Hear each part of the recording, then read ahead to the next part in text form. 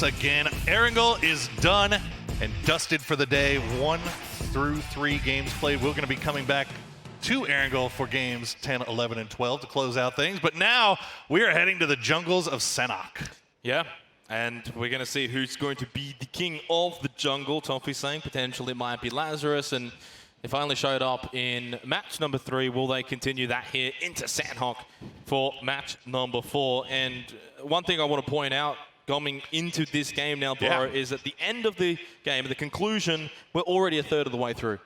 It goes by so fast. It does. And it really means does. for the teams that are at the bottom end of the standings, they need to find some kills and points in this game. And that's the thing, is you look at this lobby, every single team in this 16-team lobby is capable of having a game like Lazarus just had, or like Gen G had in the first 2 games. Every single one can have one of these big multi-kill wins. The question is, can they do it in time? Pinat? Hello? FaZe and Tempo Storm are going to be playing a game of cat and mouse potentially at Painan. Maluk with a nice little barrel roll onto the top of the building. M416 early for 80. I wasn't expecting this to happen so early. For both of these 2 teams, this is such a vital exchange as Uber gets me Luke. Tempo Storm, well, the day goes from bad to worse. They're sitting in last place right now. This is maybe not the play that they should have taken. This is your PEL champion from Phase 3 versus your NPL champion from every phase. And right now, the PEL is 1 kill up as Tempo Storm looks to regroup and turn their attention back towards FaZe. We see the circle has popped. We are going off to the east. It's always Quarry with you, isn't it? It always happens to be. Every time I cast Senok, I get Quarry. But FaZe, are they not done here? I feel like they've got one. They know they've got the numbers advantage against Tempo Storm. Already looting up pretty quickly as well. Mexi just trying to keep an eye out towards this north side of Painan. Is he just going to jump from building to building? Yes, he is. Other thing to keep an eye on here is QM. They are just off to the north, within shouting distance of all this. They could at any time decide to come over here and third party into this. So Zampa, you can see they're looking every angle, making sure that they don't get pushed up on. Genesis, check in on them. They have the entirety of boot camp to themselves. Yeah, I think it's good to note that for everyone else in this lobby, they're all looting by themselves. It's only Tempo Storm and FaZe with a potential early collision here on Sandhawk. Obviously, that's already taken place with Luke being eliminated. Genesis getting boot camp to themselves. We've seen boot camp sort of fought over potentially in the past here so far at PGC. TSM coming in with an early rotation just to the west of boot camp.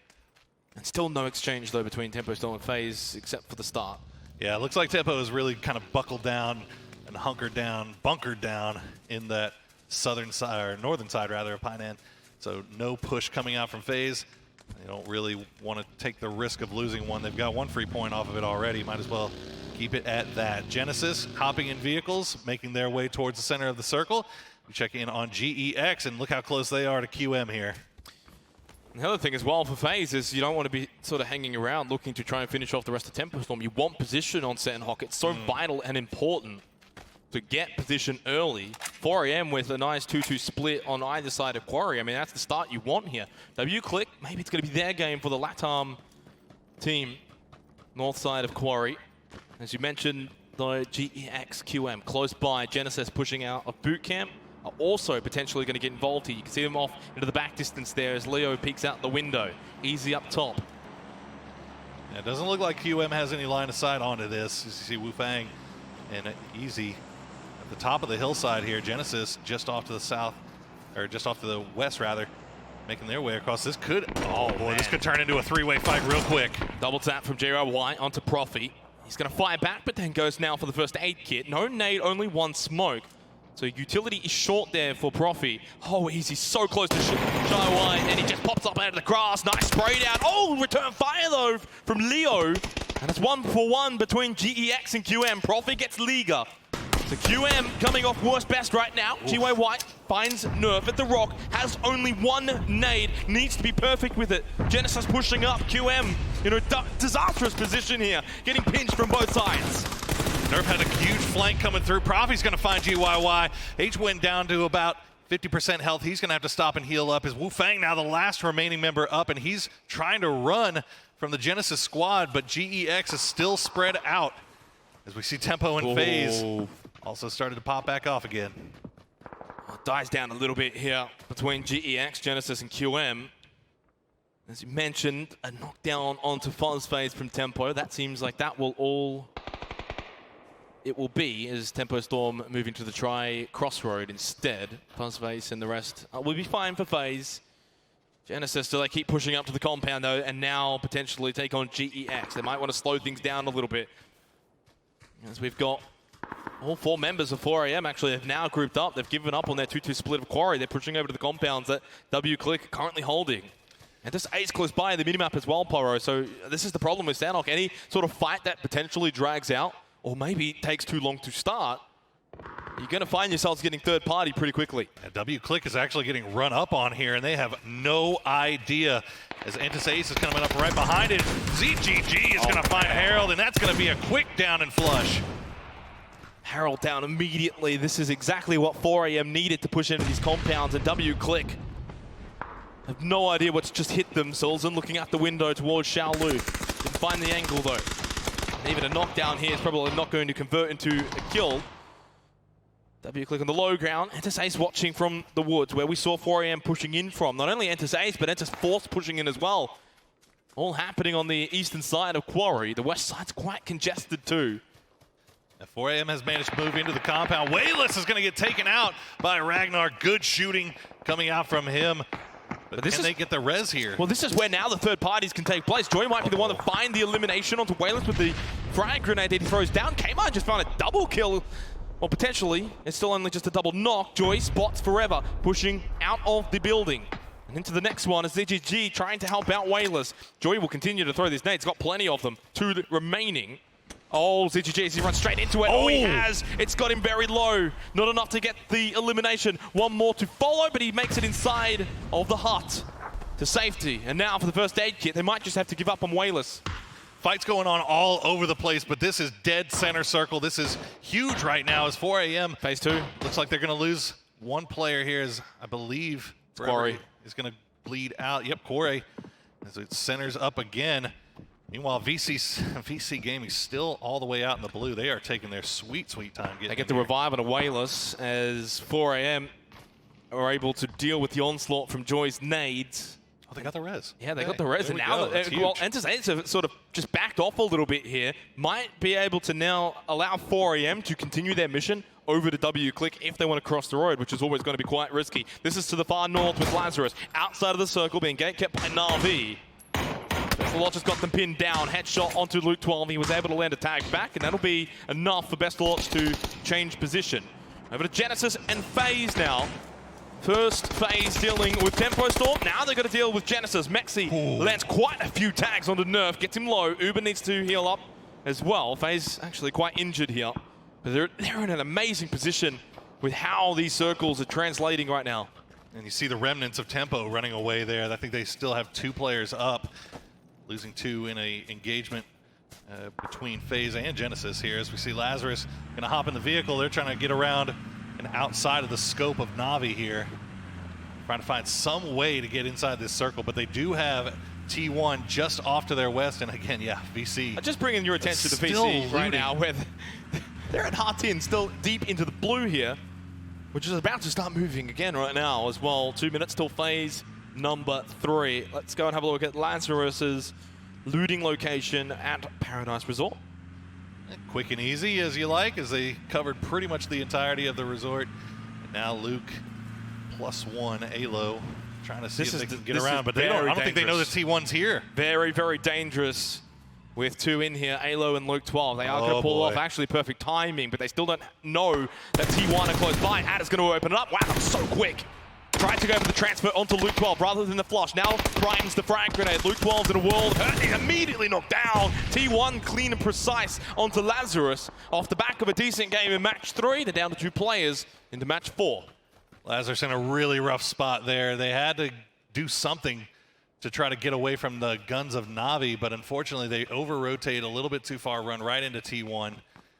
That's going to be them down to 2, but fortunately for them, it looks like Purdy Curdy and Uncivil going to be able to make it in just fine. VC finally deciding to join the game. Well, it is only phase 2, so it's still only 1 damage, or roughly 1 damage per second. Well, they're sitting on a ton of health here. I mean, you can see 10 bandages, 3 health kits. They should be all right. They're coming in for, it looks like a long wrap all the way around to the east side, so smart play, realizing that the north and the west most likely going to be pretty packed right now. You just wonder where they're going to decide their entry point, though. Will it be into Na'Vi? That could be disastrous, potentially. Zentis Ace will find themselves a crate, at least for Joy. 24 seconds till phase 3. Will this continue on to Quarry? If it does, W-click, 4AM still holding their previous positions from what we saw before. So is FaZe and Genesis as well on the other side. As we go back over to T1, who have potentially found the last 2 members of Lazarus, Purdy Curdy and Uncivil, waiting. They've got the information on T1. This time, things have turned around. Never mind, it hasn't at all. Uncivil spotted immediately by Jeff Locker. Only Purdy Curdy remains for Lazarus inside of the hut. Circle goes north. Quarry still in, it's on the south side.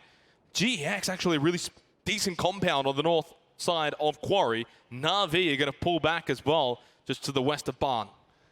Also, we're noted FaZe Clan held 4 up still. They have a compound just to the west of Quarry right now. Is GEX going to turn their attention to T1? Adder is going to get down and flushed by Purdy. He's going to get 1 point for Lazarus, even though they do go out in 16th place. 1 point enough, though. I don't think it is. It's not good enough for Lazarus. They won't be happy with that performance on Sandhawk. Na'Vi and Gen G. Bestalot opens it up with a knockdown onto Esther. A doozy holding the backside as Taman just throws in a wild nade. He doesn't have the information, but he was just trying to find some. You can see how close a doozy is to pushing on to Gen G as Loki goes for the revive onto Esther. Actually holding in pairs of 2 for Gen G. It's huge for them to be able to get that res off. Na'Vi not in a position to really push the down. So you can see they've instead taken that time to spread out and kind of wrap around the entire squad here. Nades continue to be thrown out. PO's only got 1 more remaining. Gen G started so well in the first 2 matches. Match 3 was only 1 point. Potentially, if they get wiped by Na'Vi here, it might be back-to-back 1 points. Oh, headshot from Bestalot, but it's not enough to get the knockdown. PO, 32 health, throws out the nade, but again, it's wild, it's not precise. It's not towards a Na'Vi player. And Bestalot is able to still hold his position for Na'Vi. Minute 20 seconds till phase number 4. As a lot of teams haven't actually moved that much here based off this phase 3 circle. Aduzi still holds the angle. Still has 2 smokes. And there's one, or actually a couple of smokes here in the center of this compound, but they are starting to dissipate shortly. Yeah, no grenades left for the front man here. Aduzi has spent everything. Bestalog looks like he's still trying to throw stuff. That's going to be a smoke for right now, but Gen G is completely surrounded. Look at this. Senya's going to get that down onto Loki, and this could be the signal for Aduzi to go. PO was making the mad dash, and he gets knocked down by Pokemolonoid. Na'Vi have turned it around here onto Gen G. Taman and Esther, all that remains still inside of the main shack. And that means Senya's being able to move up.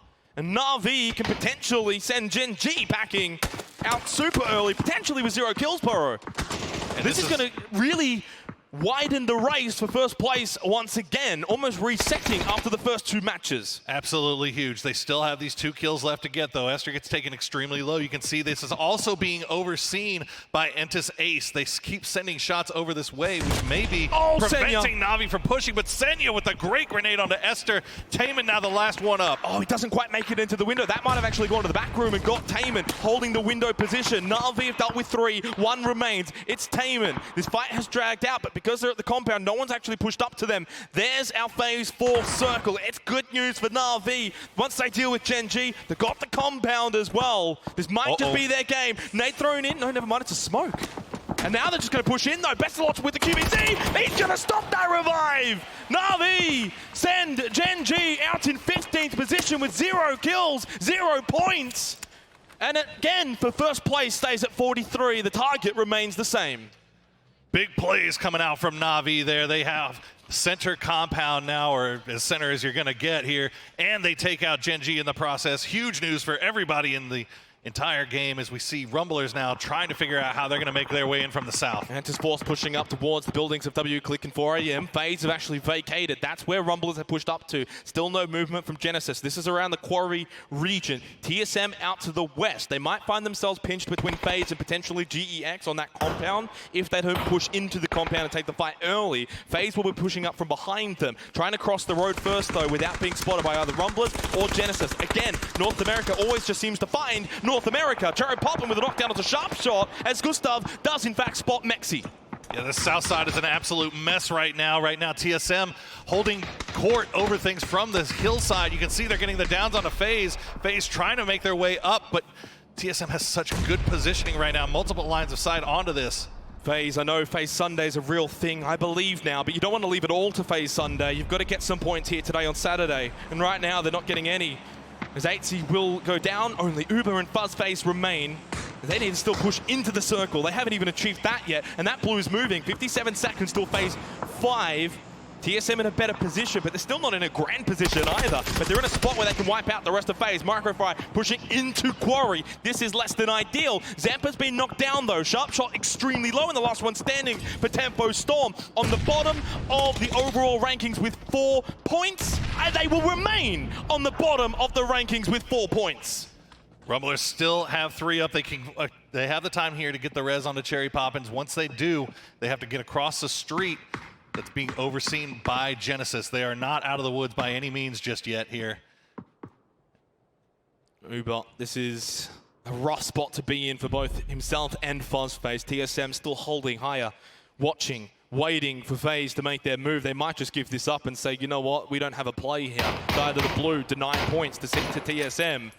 That's not very nice, but it is a play, and probably the only play that FaZe had. South we go towards WClick and 4AM. 4AM have been catching up to Gen G so far after those first 2 games. This might be the game where they might almost tie them, Poro, if it continues in this sort of direction.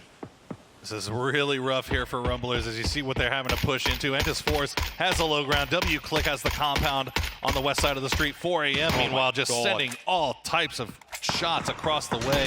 FaZe have moved, by the way. They're not going to die to the blue. They were just healing up, trying to wait for TSM to move, coming in extremely late. They actually might go into Genesis as Cherry Popper and Microfry both eliminated separately, ZGG and Kale. And just Force inside of North Quarry. Fuzzface knocked down. He does get a return from Uber. Finds the flush onto Profi. It's 1 extra point that they wouldn't have got, but they still go in 12. And it's still not enough. And TSM with 5 kills now, thanks to Rory. H-Win's close by. That might make it kill number 6. H-Win's just going to run for it. He's going to play the cliff's edge. Try to stay alive for a little bit longer, but you can see going down there just exposes you to a whole different team. And this is where TSM have got to be making sure they're not kill happy. They've got to go for position as well. They're still out to the far west. We've seen Gustav knocked down by Xiao Lu. 4AM, great position as a doozy finds a double onto Domu and Summer. They're going to be cleaned up by Pokemolodo and Alpaca. Mickey with a nade towards Tide. Will be this potential to clean him up? Yes, it will. Mickey confirms the kill for Ace. Na'Vi coming alive in this game, and you love to see it here as they still have a compound in on the very northern side. It's going to be a question of whether what this next circle shift cuts out. If it cuts out the south side, it's going to be crazy. Over towards the northwest, GEX and T1. Indigo resing Rory. Quick shots coming out from Akkad. Able to get shot away. Kane knocked down as well. GEX down to Sophia. Sophia is inside of the circle in the compound as well. Gustav knocked down again. That's his second knock. That's from Forever. 4AM doing a lot of work from that higher ground position in that compound south, just near Quarry. It is quite elevated compared to, say, for example, WClick. What this is going to mean is WClick are not going to be able to really get kills because they don't have the vision that 4AM have got, which is why you're seeing 4AM in the kill feed. It's why they're now only 11 points behind Gen G on the total rankings. 10 teams remain at the 19-minute mark of Sandhawk match 4. Sophia holding on for dear life as Akkad is kind of doing the same for T1. Na'Vi, this is their game so far now. Iroh's eliminated by Wufang. Oh, Wufang's still alive. Doors open, bye-bye. Oh, good night, sir. Sophia going to be taken out quick there by Akkad. That's 7 kills now for T1, turning up now in Sandhawk. But Wu Fang, as we were mentioning, the last player alive for QM from quite some time ago, has just been hanging out in this compound, or this shed, rather. Oh, spots Michael too as well. Wu Fang from a high ground position is smoked up. Inside, jumps out. Michael going for the first aid kit, 30 health. Wu Fang is almost like James Bond at the moment, just running around, trying to peek and shoot from every angle. Just going to vacate the area completely, try and stay alive, get into the placement points. Senya knocked down by Mickey. The nade from Michael. He doesn't realize, though, that it's been vacated. He throws another one, still expecting, because he hasn't landed the first two, he actually still thinks he's in there.